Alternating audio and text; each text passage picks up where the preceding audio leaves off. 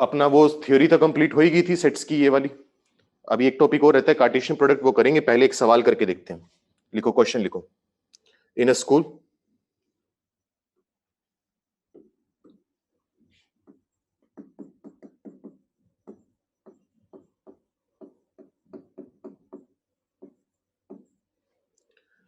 there are 100 students.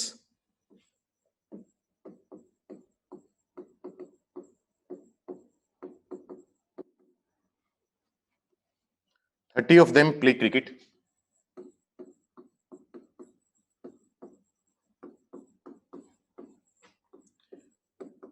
तो जब मैं ये बोलता हूं ना कि 30 ऑफ देम प्ले क्रिकेट, तो क्रिकेट खेलने वाले 30 बच्चे हैं। उनमें से हो सकता है कि 5-10 बच्चे ऐसे हों जो कुछ और स्पोर्ट भी खेल रहे हो। तो जरूरी नहीं कि वो सिर्फ क्रिकेट खेलेंगे, ऐसा किसी ने नहीं बोला। ठीक है, तो अपनी तरफ से एज्यूम मत कर लेना। 30 of them play cricket, 27 play सोकर,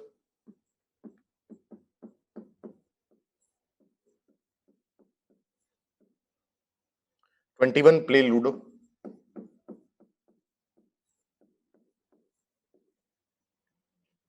8 play both cricket and soccer,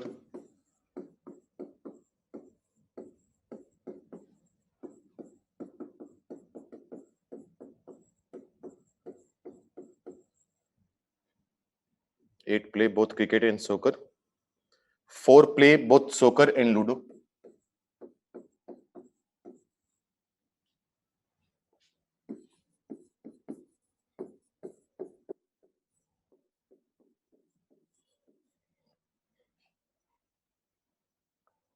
और 3 play both cricket and ludo.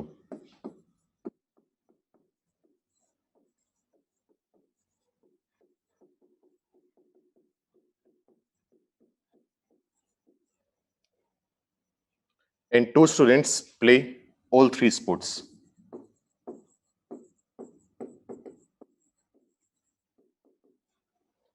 And 2 students play all 3 sports. तो ये इंफॉर्मेशन तुम्हें गिवन है। अब इस इंफॉर्मेशन का यूज करते हुए तुम्हें कुछ वैल्यूज बतानी है, कुछ आंसर्स बताने। तो जैसे पहला पार्ट है, find the number of students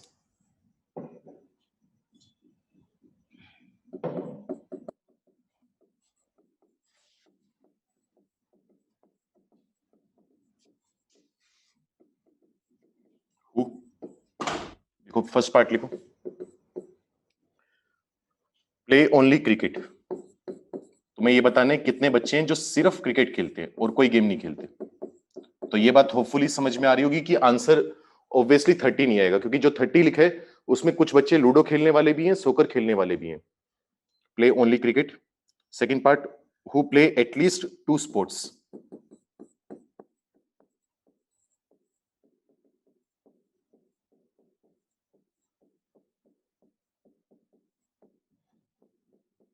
third part, exactly 1 sport.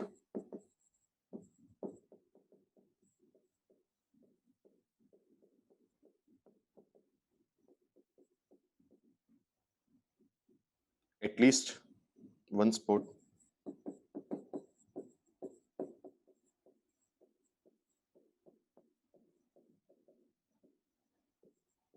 Fifth part, exactly 2 sports.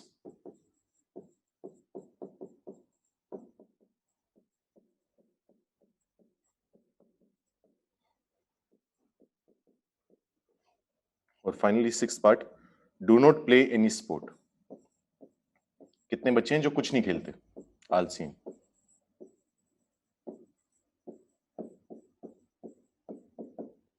तो तुम्हारी इच्छा है, फॉर्मूले से करना चाहो तो फॉर्मूले से करो, बाकी आसान और सिंपल तरीका वेन डायग्राम वाला रहता है।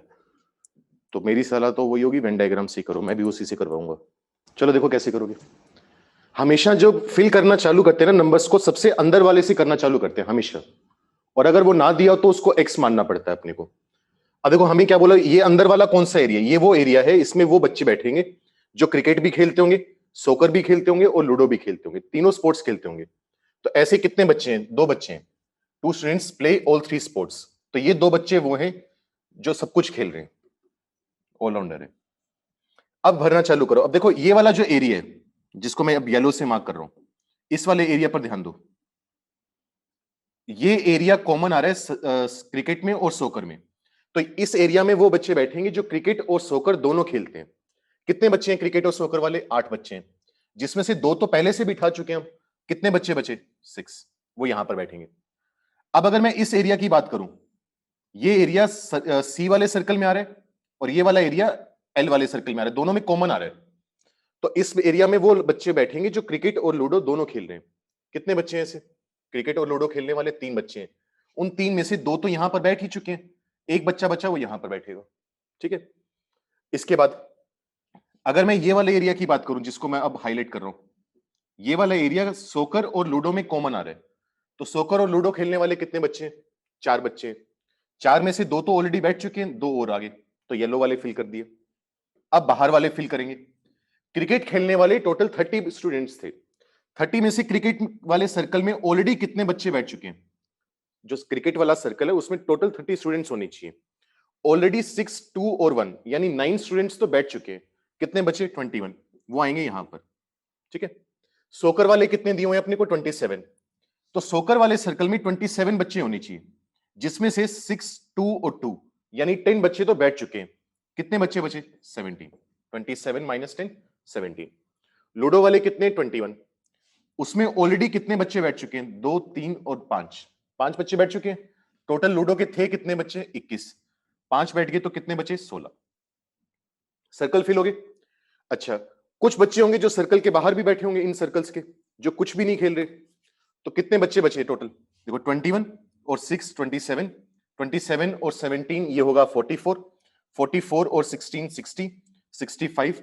तो बच्चे बचे 35। वो 35 स्टूडेंट्स यहां पर अलग से बैठे हैं, कुछ भी नहीं खेल रहे वो। अब आंसर देना चालू कर दो बस। तो सबसे पहले हमें बोला गया कि ऐसे कितने बच्चे हैं जो सिर्फ क्रिकेट खेल रहे हैं। तो ये जो 21 बच्चे हैं ये सिर्फ क्रिकेट के अंदर आ रहे हैं और कहीं इनका कोई रोल नहीं है। तो सिर्फ क्रिकेट वाले कितने होंगे? 21 होंगे। ऐसे कितने बच्चे हैं जो एटलीस्ट 2 स्पोर्ट्स खेल रहे हैं, या तो 2 खेलें या 3 खेलें। तो ये 6 बच्चे क्या क्या खेल रहे हैं? 2 स्पोर्ट्स खेल रहे हैं, क्रिकेट और सोकर। ये वाला 2 काउंट होगा, 8 और 2 10 और 1 11। तो 11 ऐसे स्टूडेंट्स हैं जो एटलीस्ट 2 स्पोर्ट्स तो खेल ही रहे हैं। फिर पूछा हुआ है कि एग्जैक्टली एक स्पोर्ट खेलने वाले कितने बच्चे हैं? एग्जैक्टली 1 वाले कौन कौन काउंट होंगे? ये 21 काउंट होगा, ये 17 और ये 16 ग्रीन वाले काउंट होंगे सिर्फ। तो 21 और 17 ये आया अपने पास 38, 38 और 16 ये होगा कितना? 54 ये आ गया। एटलीस्ट 1 स्पोर्ट, कम से कम एक स्पोर्ट तो खेले ही खेले। तो अगर टोटल 100 बच्चे थे, उनमें से ये 35 बच्चे हटा दिए, तो बाकी जो बच्चे बचे हैं वो कम से कम एक स्पोर्ट तो खेल ही रहे हैं, चाहे क्रिकेट खेल रहे हो, चाहे सोकर या लूडो, या 2 या 3 खेल रहे हो। तो कितने बच्चे बचे ऐसे? 65। एग्जैक्टली 2 स्पोर्ट्स, एग्जैक्टली 2 स्पोर्ट्स में ये येलो वाले काउंट होंगे, 6, 2 और 1 यानी कितना आएगा? 9। फिर पूछा हुआ है कि ऐसे कितने बच्चे हैं जो कुछ भी नहीं खेल रहे। तो वो 35 बच्चे हैं जो बचे हुए हैं अलग से, तो 35।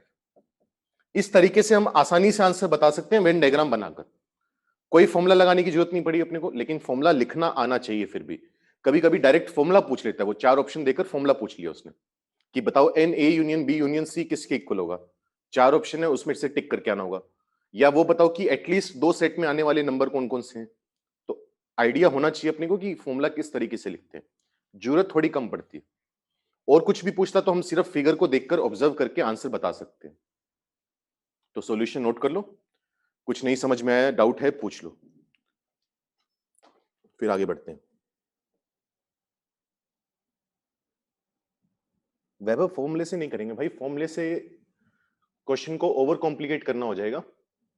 जो क्वेश्चन हमारा 1.5-2 मिनट में निपट गया उसमें 10-15 मिनट लग जाएंगे अपने को, 10-12 मिनट। तो सिर्फ करना हमारा मोटिव नहीं है कि सवाल सिर्फ कर लिया हमने, हमें उस सवाल को थोड़े कम टाइम में भी करना है। ऐसा नहीं ना कि बाकी 4 सवाल का और समय खा लेंगे उसमें करने में।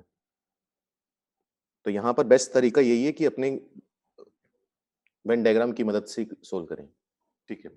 अभी थोड़ी देर पहले मैंने क्या बोला कि 4 सेट में वो नहीं पूछता नॉर्मली, लेकिन ऐसा नहीं है ना कि फिर वो मेरे से पूछ के या तुमसे पूछ के सवाल देगा आईआईटी या नीट, सॉरी एनआईटी का पेपर, मेंस एडवांस का पेपर हमसे पूछ के तो बनता नहीं। मान लो उसने 4 वाला पूछ ही लिया तो एटलीस्ट हमें लिखना तो आना चाहिए ना।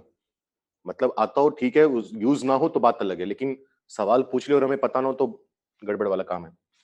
तो होता क्या है, 4 सर्कल अगर तुम बनाओगे, 4 सेट बनाओगे ए बी सी डी, तो 3 का तो फिगर सिंपल बनती है, बनानी आती है। जो चौथा सर्कल है ना, वो थोड़ा अजीब तरीके से बनाना पड़ता है। मतलब वो सर्कल थोड़ा देखने में पता है कैसा सा होगा?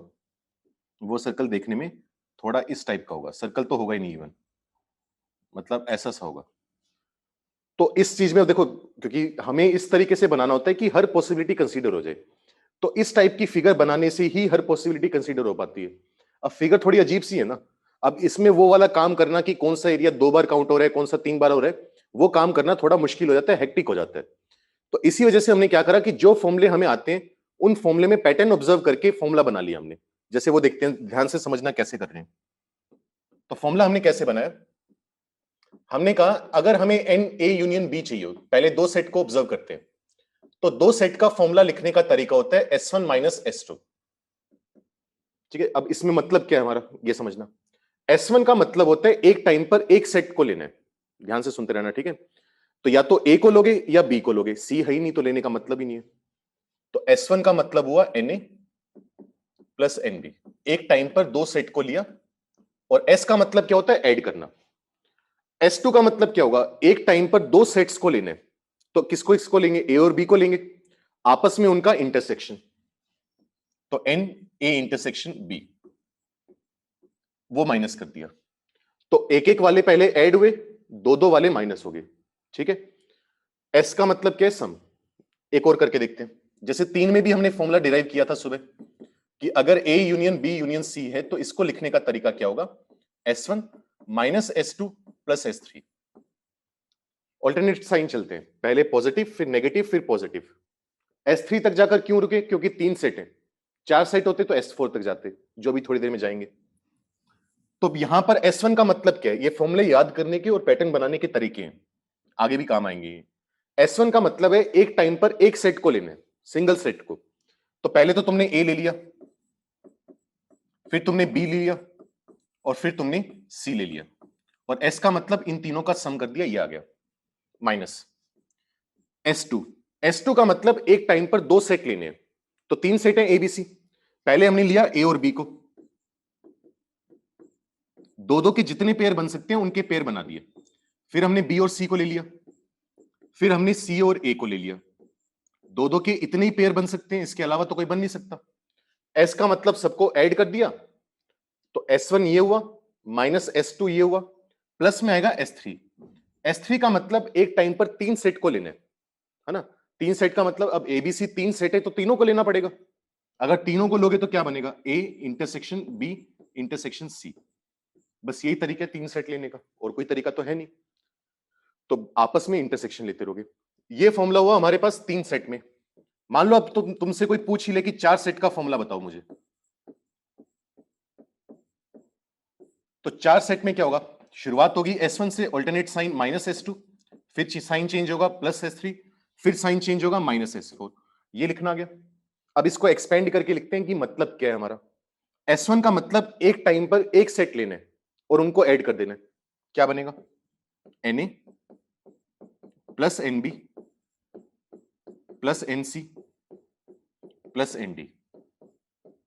ठीक है, ये है S1। एक टाइम पर एक सेट, सबको ऐड करा यानी सम कर दिया, S1 आ गया। Minus S2। S2 का मतलब एक टाइम पर 2 सेट लेने हैं, तो A के साथ पहले तो हमने लिया B, चेक करो, तो NA इंटरसेक्शन B आ गया। फिर A के साथ हमने लिया C को, तो NA इंटरसेक्शन C आ गया। फिर A के साथ लिया D को, तो A इंटरसेक्शन D आ गया। A का काम निपट गया, A B के साथ, A C के साथ, A D के साथ। अगली बारी किसकी आएगी? B की। B को A के साथ तो ले चुके हैं पहले, लेकिन B को C के साथ नहीं लिया, तो B के साथ लेंगे, और फिर B को लेंगे D के साथ। नीचे लिख देता हूं मैं। अब B का काम निपट गया। B का काम निपटने के बाद अब बारी आएगी C की। C को किसके साथ लेंगे? D के साथ। तो दो सेट का इंटरसेक्शन करवाकर हमने ऐड करवा दिया। ये पूरी जो चीज है, ये पूरी चीज रिप्रेजेंट कर रही है S2 को।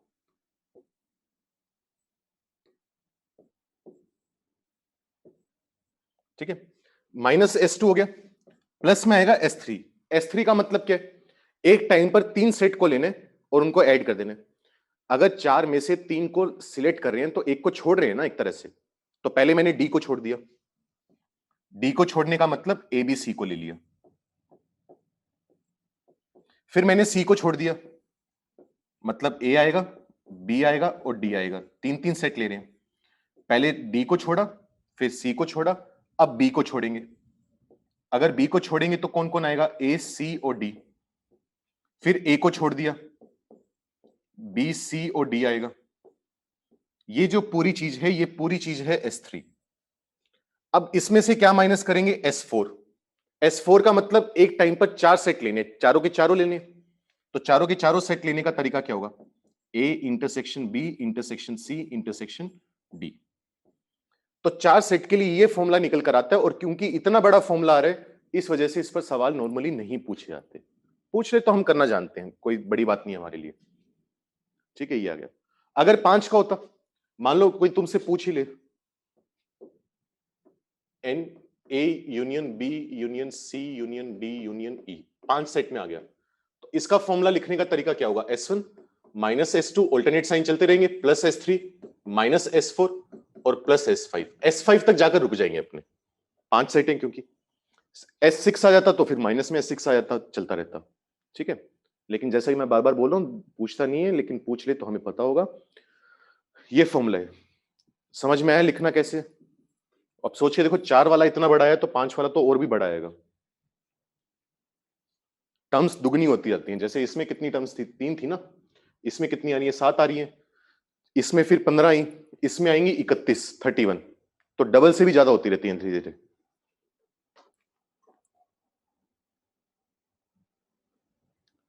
भूमि फॉर्मूला डिराइव कैसे किया, फॉर्मूला डिराइव ऐसे किया, वही जो मैंने अभी फिगर बनाई थी अजीब सी सर्कल को देखकर, वहां से।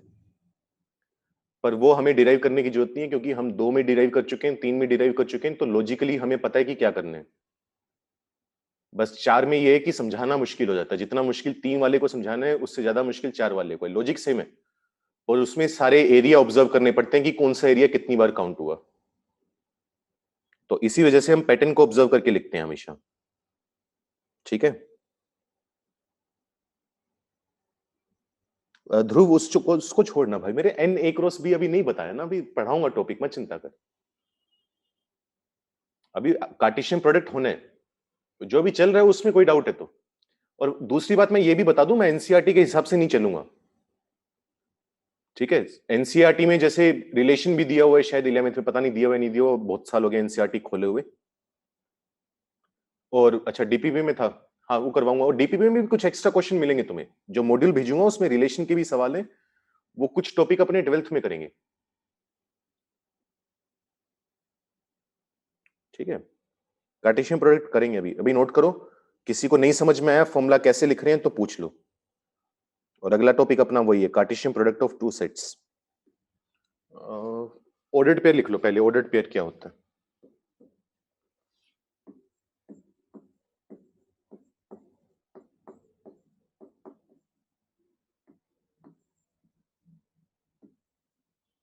ऑर्डर्ड पेयर वैसे तो नाम से समझ में आ रहा होगा, ऑर्डर्ड मतलब अरेंजमेंट की गई है, पहले कौन बाद में कौन, इस बात का फर्क पड़ता है। पेयर का मतलब कितने नंबर होंगे, 2 नंबर होंगे, तो उसको बोल देते हैं ऑर्डर्ड पेयर।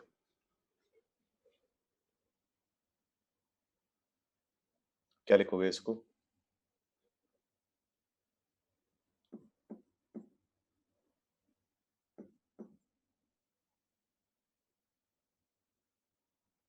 इस तरीके से लिख लो, an ordered pair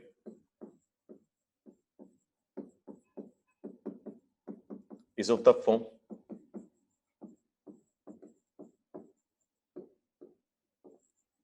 A, B, इसको बोलते हैं ऑर्डर्ड पेयर। ठीक है, जैसे तुम अगर किसी कार्टेशियन प्लेन में, एक्स वाई प्लेन में किसी पॉइंट के कोऑर्डिनेट्स लिखते हो, तो क्या लिखते हो, एक्स कोमा वाई लिखते हो ना।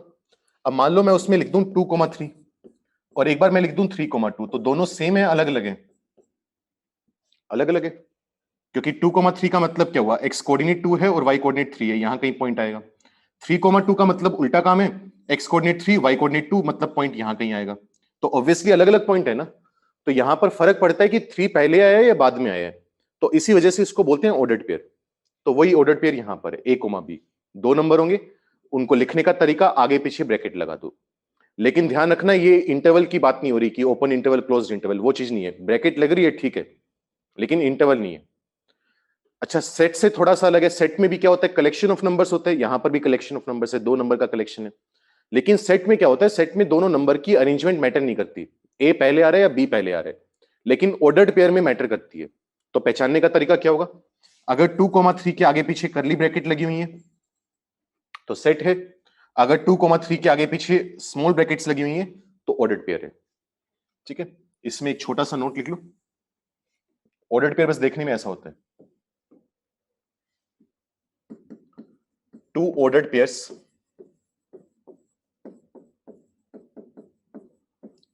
A comma B and C comma D are equal if and only if। अगर ये चीज नहीं देखी तो इसका मतलब लिख लो साइड में कहीं मार्जिन में IFF, इसका मतलब होता है if and only if।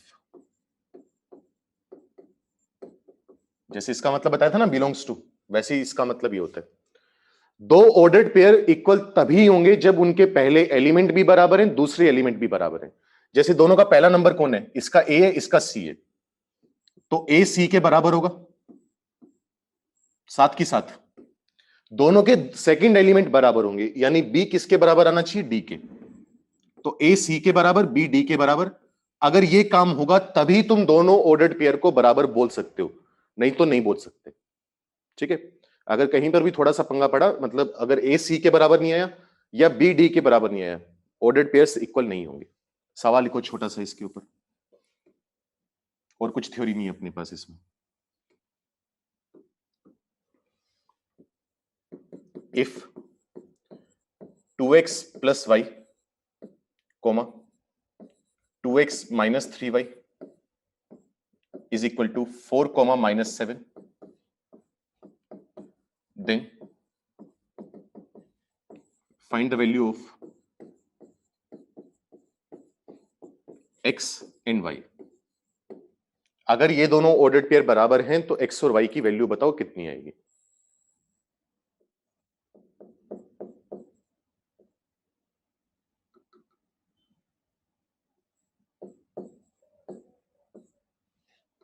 चलो देखो कैसे करोगे। अगर 2 ऑर्डर्ड पेयर इक्वल हैं तो वो तभी इक्वल हो सकते हैं जब उनके फर्स्ट वाले नंबर भी बराबर हो, सेकंड वाले नंबर भी बराबर हो।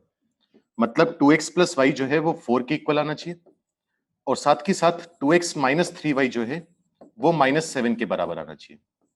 अगर दोनों इक्वेशंस को सोल्व करेंगे, साइन चेंज कर देंगे, ये कटेगा, y और 3y मिलकर बनेगा 4y इक्वल टू माइनस का 3। तो y की वैल्यू आ जाएगी, सॉरी सॉरी मैं गलत कर गया, साइन तो इसका भी चेंज होगा। तो 4y इक्वल टू आएगा 11, तो y की वैल्यू आ जाएगी 11/4। y आ गया, उठाकर पहली इक्वेशन में पुट कर दो, क्या बनेगा 2x प्लस वाई, यानी 2x प्लस 11/4 इक्वल टू आएगा 4। यहां से सोल्व करेंगे तो x की वैल्यू आ जाएगी 4 माइनस 11/4, यानी ये होगा 5/4। तो यहां से x की वैल्यू आई 5/8, ये आंसर है। ठीक है, तो ये घटिया सा सवाल होता है, इसमें और नहीं करवाऊंगा मैं, क्योंकि हमेशा ये इक्वल करने होते हैं और इक्वेशन बनती है, सोल्व हो जाते हैं। ठीक है, किसी को कोई डाउट हो तो पूछ लेना, मैं एक बार नेक्स्ट टॉपिक चालू कर रहा हूं। अब नेक्स्ट टॉपिक है अपने पास Cartesian product of 2 sets, 2 sets का कार्टेशियन प्रोडक्ट। तो जैसे मान लेते हैं 2 सेट हैं ए और बी, उनका अगर कार्टेशियन प्रोडक्ट हो तो उसको कैसे लिखा जाता है, ए क्रॉस बी, इस तरीके से लिखते हैं।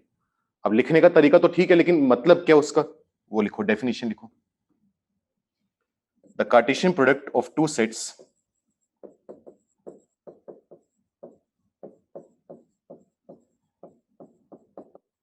the Cartesian product of 2 sets A and B is the set of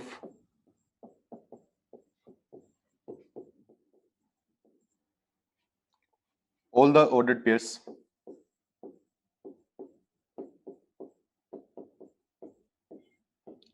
small a comma small b, where small a belongs to the set A and small b belongs to the set B, अभी example लेकर समझाऊंगा, पहले definition हवा हवा में समझ लो क्या कहना चाह रहे हैं। तुम्हारे पास दो सेट्स हैं ए और बी। अगर तुमसे बोला जाए इनका कार्टेशियन प्रोडक्ट बनाओ, कार्टेशियन प्रोडक्ट बताओ, तो क्या करोगे? इसका मतलब जितने भी ऑर्डर्ड पेयर बनेंगे इस टाइप के, उन सबका सेट बनाना है। अब ऑर्डर्ड पेयर बनाने कैसे हैं? अगर हम ए क्रॉस बी लिख रहे हैं तो पहला एलिमेंट तो आएगा ए सेट से, और जो दूसरा एलिमेंट है बी, वो कहां से आएगा? सेट बी से। पहला एलिमेंट पहले सेट से, दूसरा एलिमेंट दूसरे सेट से। ऐसे जितने भी ऑर्डर्ड पेयर बनेंगे सबको उठाकर सेट में डाल दो, कार्टेशियन प्रोडक्ट आ गया। ठीक है, अब इसको अगर लिखना चाहें सेट बिल्डर मेथड से तो क्या लिखने का तरीका होगा कि मुझे ए क्रॉस बी चाहिए, मुझे चाहिए स्मॉल ए कोमा स्मॉल बी टाइप के ऑर्डर्ड पेयर। यही कहा है ना हमने, स्मॉल ए कोमा स्मॉल बी टाइप के ऑर्डर्ड पेयर चाहिए। अब इसमें कंडीशन क्या है कि पहला एलिमेंट तो आना चाहिए पहले सेट ए से, साथ ही साथ जो दूसरा एलिमेंट स्मॉल बी है वो आना चाहिए दूसरे सेट बी से। ये इसको लिखने का तरीका है, डेफिनेशन मात्र है। इसमें कोई डाउट है भी तो 2 मिनट रुको, पहले नोट करो, एग्जाम्पल करते हैं, साथ के साथ क्लियर हो जाएगा क्या कहना चाह रहे हैं। हाँ भाई, हो गया नोट सबका? भूमि पहले तो तू बता, तेरा नोट हुआ या नहीं हुआ? तेरा हो गया होगा तो सबका हो गया होगा फिर तो। ठीक है, बाकी लोग भी भाई हो गया सबका? लिखो, एग्जाम्पल लिख के देखते हैं, उससे समझते हैं कि कहना क्या चाह रहे हैं। तो लिखो फॉर एग्जाम्पल,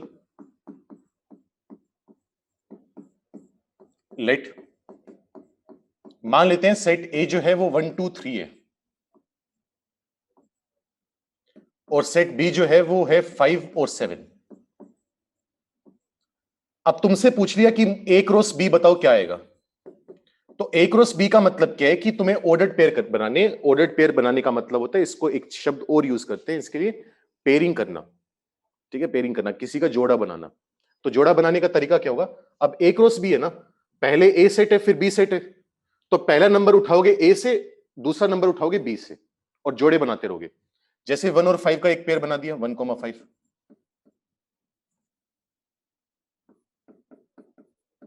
फिर 1 का पेयरिंग करी 7 के साथ, 1 की पेयरिंग तो 1,7, 2 की पेयरिंग 5 और 7 दोनों के साथ तो 2,5, 2,7, फिर 3 की पेयरिंग दोनों के साथ 3,5, 3,7।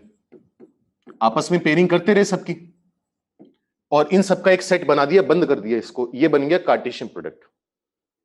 ठीक है, समझ में आया भावनाएं क्या कहना चाह रहे हैं? पहला एलिमेंट ए से आएगा, दूसरा एलिमेंट बी से आएगा। मान लो मेरा मन करा, इससे संतुष्ट नहीं हूं मैं, मुझसे किसी ने पूछ लिया कि बी क्रॉस ए बताओ कितना आएगा।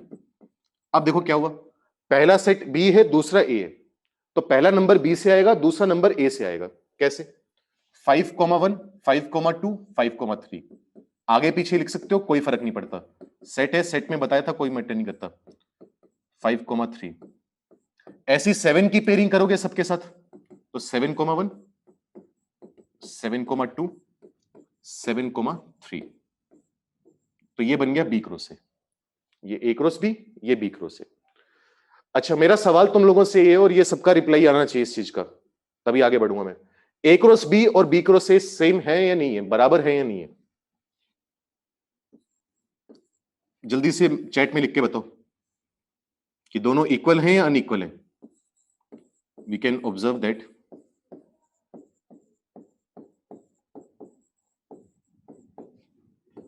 ए क्रॉस बी, यहां पर इक्वल टू का साइन लगाओगे, नॉट इक्वल टू का।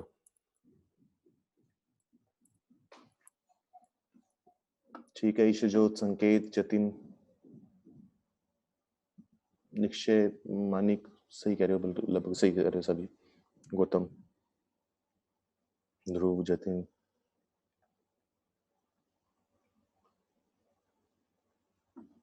हाँ बिल्कुल बढ़िया, बहुत बढ़िया।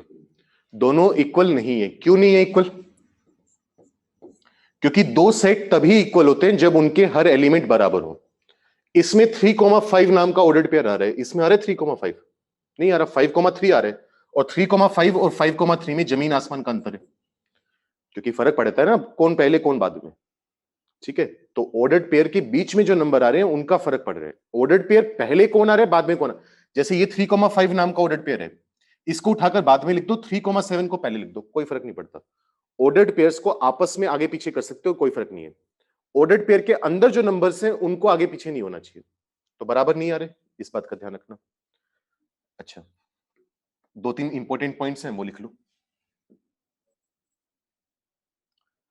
If Na is equal to n and nb is equal to m, मतलब सेट A में n एलिमेंट्स हैं, सेट B में m एलिमेंट्स हैं, देन अब चेक करो, A में थे 3 एलिमेंट, अगर मैं लिखना चाहूं तो A में थे 3 एलिमेंट, B में कितने एलिमेंट थे?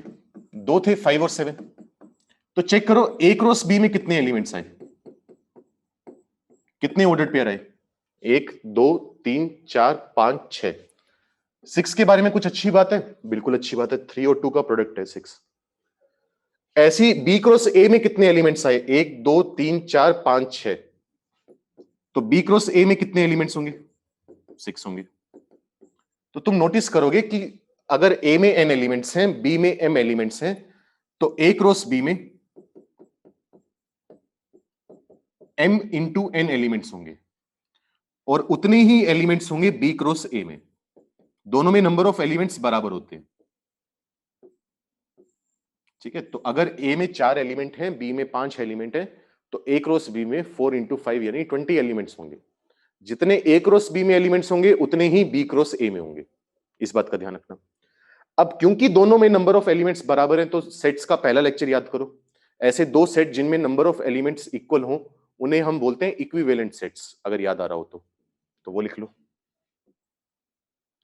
A cross B and B cross A are equivalent sets.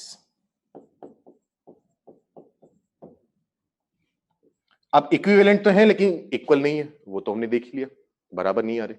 तो लेकिन ऐसा नहीं है कि कभी भी नहीं आएंगे, आ सकते हैं। तो लिखो जनरली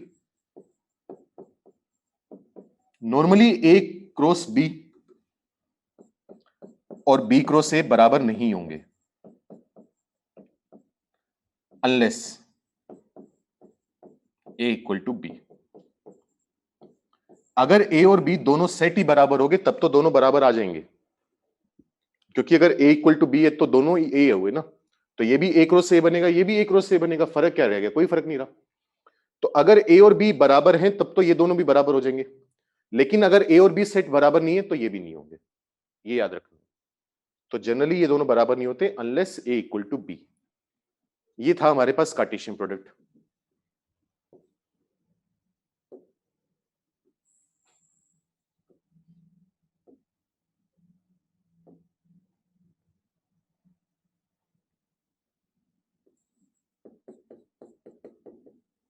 फाइंड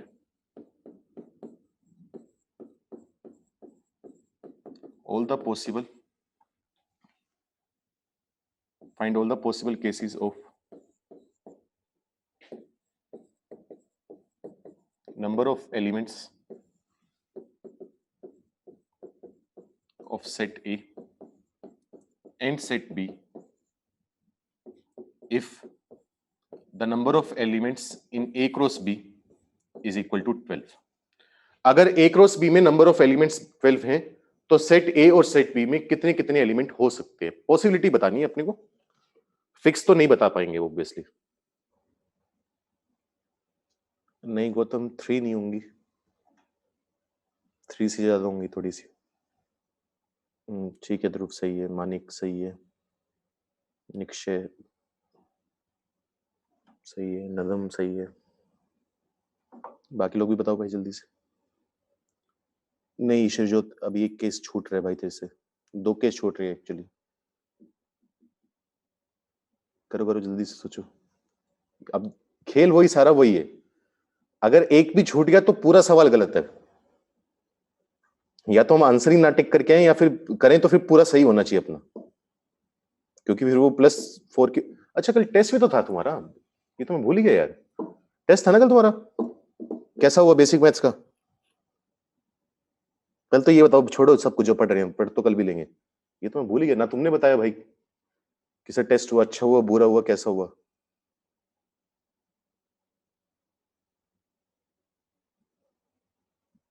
सर टिगो मुश्किल थी थोड़ी सी। अच्छा हो गया मैथ्स का। हाँ, थोड़ा तो मैंने मुश्किल डाला था। चिंता मत करो, वैसे देखो इन नंबर से कोई फर्क नहीं पड़ता। जो इस वाले मतलब फिजिक्स केमिस्ट्री में तो पड़ता है क्योंकि उनके चैप्टर चल रहे हैं तुम्हारे, लेकिन जो बेसिक मैथ्स है मेडिकल वालों को अपने आप तंग होने दो। मतलब जो उनको ठीक है, जो आ रही है दिक्कत, अपना क्या है ट्रिग्नोमेट्री, जैसे कि मैं बार बार 50 बार बोल चुका हूँ, अपनी डिटेल में पढ़ेंगे। तो ये जो सवाल है ये तुम्हें तुच्छ लगेंगे कि ये क्या मजाक कर दिया सर ने पहले टेस्ट में, मतलब नींद में भी कर लोगे वो सवाल। लेकिन हमें ये सोचना है कि जितना मैंने पढ़ा है उसमें से हम कितना समझ पाए, रिटेन कितना कर पाए और उसको रीअप्लाई कितनी बार कर पाए, वो थोड़ा सा देखना पड़ेगा अपने को।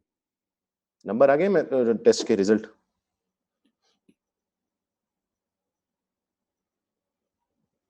देखा नहीं, मैं पूछ रहा हूँ, मुझे भी नहीं पता, आया नहीं है। अच्छा, आज शाम को 8 बजे बोला, चलो कल बात करेंगे नंबरों पे। 100 में से 60 तो आने चाहिए कम से कम। डिफरेंशिएशन के बहुत अच्छे सिंपल सवाल थे, इंटीग्रेशन के भी बहुत सिंपल सवाल थे। चलो देखते हैं, कल बात करते हैं। तो इसमें क्या क्या पॉसिबिलिटी है? जो ए में नंबर ऑफ एलिमेंट्स हैं और बी में नंबर ऑफ एलिमेंट्स हैं, दोनों का प्रोडक्ट, दोनों का मल्टीप्लाई 12 आना चाहिए। तो क्या क्या पॉसिबिलिटी हो सकती है? यहां पर हम लिखेंगे number of elements in set A, यहां पर लिखेंगे number of elements in set B. तो या तो ए में 12 एलिमेंट हो जाए, बी में 1 एलिमेंट हो जाए, 12 इंटू 1 12 आ जाएगा। या फिर इसका उल्टा कह लो, 1 और 12। 2 और 6 हो सकता है क्योंकि 2 और 6 भी 12 आएगा, 6 2 ले सकते हैं। 3 और 4 का प्रोडक्ट भी कितना आता है? 12 आता है, 4 3 ले सकते हैं। अच्छा, ये ले सकता हूं 24 और 1/2, इन दोनों का प्रोडक्ट भी तो 12 है। ये लेंगे नहीं लेंगे? नहीं लेंगे, क्यों? क्योंकि बी सेट में आधा एलिमेंट नहीं हो सकता ना, नेचुरल नंबर ही होगा।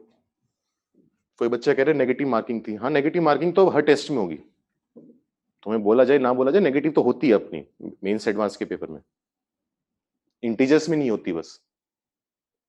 ऐसा होगा ना कल पेपर में, पैटर्न अगर चेंज कर दिया हो आजकल में, लेकिन तो बात अलग है। नहीं तो तुम्हारे पेपर इस तरीके से हुआ करेंगे, मेंस पैटर्न पर 25 क्वेश्चंस आते हैं, उसमें से 20 होंगे सिंगल करेक्ट, उनमें नेगेटिव मार्किंग होगी। 5 होते हैं इंटीजर टाइप, उनमें नेगेटिव मार्किंग नहीं होती। नेक्स्ट लिखो अपने पास रिलेशन। वैसे तो ये रिलेशन जो है वो 12th का टॉपिक है और डिटेल में हम 12th में पढ़ेंगे। एमसीईआरटी में भी 12th में दिया हुआ है और मेंस एडवांस के लिए भी हम 12th में ही पढ़ेंगे। लेकिन अभी जो हम आगे टॉपिक पढ़ने जा रहे हैं उसमें थोड़ा सा काम आएगा, तो उसके लिए बस डेफिनेशन समझ में आनी चाहिए अपने को, थोड़ी बहुत 2-4 पॉइंट्स पता होनी चाहिए, बाकी उतना काम का नहीं है। रिलेशन, तो इसमें लिखो let A and B two sets, B two non empty sets, खाली नहीं होने चाहिए, फाई नहीं हो सकते। Let A and B two non empty sets, a subset ऑफ A cross B is called, a subset of A cross B is called a relation from set A to set B। तो हम ये कह रहे हैं कि तुम्हारे पास दो नॉन एम्प्टी सेट्स दिए हुए हैं A और B, तुमने उनका कार्टेशियन प्रोडक्ट कर दिया। अभी हमने देखा था ऑर्डर्ड पेयर बनेंगे काफी सारे, तुम उस कार्टेशियन प्रोडक्ट वाले सेट को तोड़कर उसका एक सबसेट बना दो। उस सबसेट को ही हम क्या बोलते हैं? रिलेशन। सबसेट हम बहुत सारे बना सकते हैं, तो रिलेशन बहुत सारे बन सकते हैं। उसको लिखने का तरीका क्या होगा वो देखो, and is written as, and is written as sorry, या तो इसको लिखते हैं ए आर बी, कि ए से बी तक एक रिलेशन है जिसका नाम आर है, या फिर इसको लिखने का तरीका होता है कि एक रिलेशन है फ्रॉम ए टू बी। तो इसमें पहले किसको लिख रहे हो बाद में किसको लिख रहे हो उसका सारा खेल बिगड़ जाता है। तो क्योंकि ए क्रॉस बी क्रॉस ए अलग अलग चीजें, वैसे ही ए टू बी जा रहे हैं, बी टू ए जा रहे हैं, इसमें बहुत फर्क पड़ता है। तो ध्यान देना, पहले कौन बाद में कौन। जैसे एग्जांपल लिखो, एक सिंपल से एग्जांपल ले लेते हैं। फॉर एग्जांपल मान लेते हैं सेट ए है 1 2 3, वही जो भी थोड़ी देर पहले माना था। बी सेट है 5 और 7। अगर मैं तुमसे बोल दूं कि मुझे चाहिए ए क्रॉस बी, तो वही ऑर्डर्ड पेयर बनाओगे। मैं जल्दी से लिख रहा हूं, 1 5 1 7 2,5, 2,7, 3,5 और 3,7। ठीक है, अब तुम क्या करो, इस कार्टेशियन प्रोडक्ट वाले सेट का एक सबसेट बना दो। जैसे मैंने क्या करा, सबसेट बनाने का मतलब क्या बताया था, या तो तुम सारे के सारे एलिमेंट्स ले लोगे, कोई 2 एलिमेंट ले लोगे, 3, 4, 5 जो तुम्हारा मन करे उतने ले लो, या कोई भी ना लो, 5। तो जितने भी सबसेट बनेंगे सब रिलेशन है। जैसे मान लो मैंने यहां से सिर्फ 1 और 7 वाला ऑर्डर्ड पेयर उठा लिया, तो चेक करो ये जो मैंने सेट बनाया ये ऊपर वाले का सबसेट है, तो इसको बोल देंगे पहली रिलेशन R1, नाम रख दिया। मान लो तुम्हारा मन करा कि तुमने 3 ऑर्डर्ड पेयर उठाने हैं, 1,7 उठा लिया, 2,7 उठा लिया और 2,5 ले लिया। चेक करो ये तीनों के तीनों एलिमेंट्स इस सेट में आ रहे हैं, मतलब ये इसका सबसेट है, तो ये एक नया रिलेशन आ गया R2। तो ऐसी बहुत सारी रिलेशन बना सकते हो। तो जितने इसके सबसेट बनेंगे उतनी ही तो रिलेशन बनेगी ना, हर सबसेट को रिलेशन बोल रहे हैं। मान लो इसके 10 सबसेट बन सकते हैं, तो रिलेशन भी कितनी हुई, 10 हुई। तो अगर नंबर ऑफ रिलेशंस का फॉर्मूला हमें बताना हो तो नंबर ऑफ रिलेशंस का फॉर्मूला होता है, अब थोड़ा सा रिलेट करने की कोशिश करो। हमने कहा था कि अगर किसी सेट में 10 एलिमेंट हैं तो उसके सबसेट्स बनेंगे 2 की पावर n, 2 की पावर 10। अगर n एलिमेंट्स हैं तो उसके सबसेट बनेंगे 2 की पावर n। इस कार्टेशियन प्रोडक्ट में कितने एलिमेंट्स आते हैं, इस कार्टेशियन प्रोडक्ट में नंबर ऑफ एलिमेंट्स आते हैं m इंटू n, तो इसके सबसेट कितने बनेंगे, 2 की पावर mn। और जितने सबसेट बनेंगे उतनी रिलेशन है, तो नंबर ऑफ रिलेशंस का फॉर्मूला आ गया अपने पास। और लिखो next point, if a, b belongs to r। मान लेते हैं एक a, b नाम का ऑर्डर्ड पेयर है, वो रिलेशन r को बिलोंग कर रहा है, उसमें r है। देन कुछ नामकरण किए जाते हैं, कुछ नाम रखे हुए हैं, वो कैसे रखे हुए हैं, क्या रखे हुए हैं, then b is called an image of a under r। इसको बोलते हैं मैपिंग, मैपिंग बोल देते हैं, पेयरिंग करना बोल देते हैं, ये सब कुछ। जैसे जैसे हमने पेयरिंग करी है ना, 1 की पेयरिंग 7 के साथ हुई है, 1 की पेयरिंग 7 के साथ हुई है, तो इसको बोलते हैं 1 की मैपिंग 7 है, 2 की मैपिंग के 7 है, यहां पर 2 की मैपिंग के 5 है। तो हम ये कह रहे हैं कि अगर कोई ऑर्डर्ड पेयर रिलेशन R में आ रहा है, तो जो दूसरे वाला एलिमेंट होता है B, वो पहले वाले की इमेज कहलाता है। जैसे यहां पर बात करो, हम क्या बोलेंगे कि 1 की इमेज 7 है, यहां पर 1 की इमेज 7 है, 2 की इमेज 7 है और 2 की इमेज 5 है। ये बोलने का तरीका होता है। जो दूसरा एलिमेंट होता है, सेकंड एलिमेंट, वो पहले वाले की इमेज कहलाता है, ठीक है। और जो पहले वाला है वो क्या कहलाता है, and A is called the pre image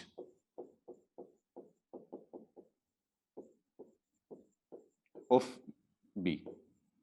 तो एग्जांपल से दोबारा बोल रहा हूं, मान लो 1,2 जो है वो रिलेशन R में आ गया किसी कारणवश, कहीं से ले आए हम, तो 1 की इमेज 2 है और 2 की प्री इमेज 1 है।